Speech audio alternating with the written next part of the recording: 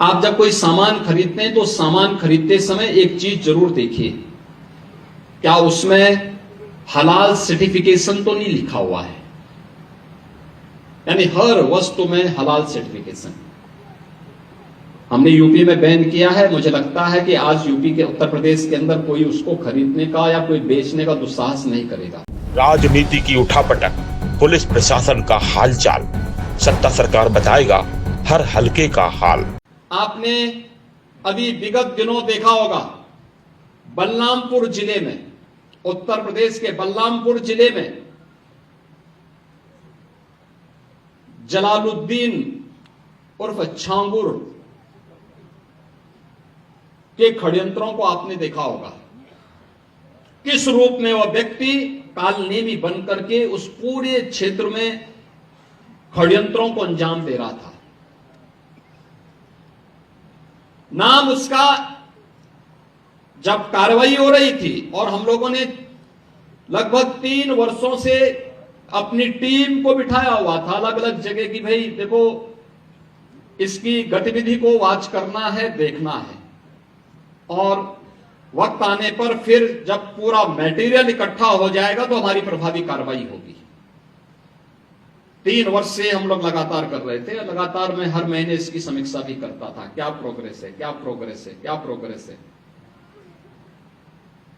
और प्रोग्रेस जब तक अंजाम तक पहुंचता, वो 6 महीने पहले वहां से भाग गया। मैं नाराज हुआ टीम पे कि भाई ये तो पूरा हमारा तो पूरा मिशन ही फेल हो रहा है। आप आश्चर्य करेंगे, मेरे अलावा मेरे साथ जो टीम के साथ लगी हुई टीम थी, उसके अलावा कोई भी अन्य वरिष्ठ अधिकारी या जनप्रतिनिधि ये नहीं मानता था कि इसका नाम जलालुद्दीन है। वो मानते थे छांगुर बाबा है।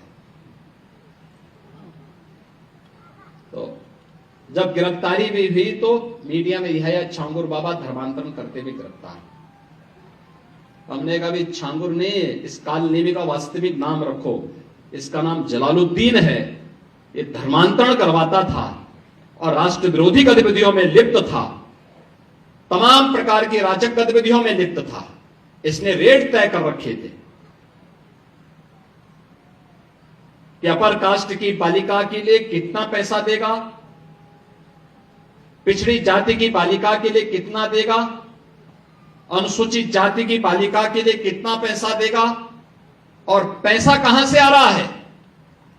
पैसे का स्रोत आपको भी नहीं मालूम होगा, वो कोई दूसरे देश से नहीं आ रहा है, आप ही के पास से।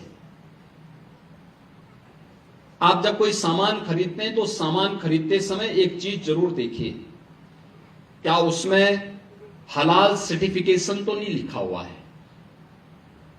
यानी हर वस्तु में हलाल सर्टिफिकेशन।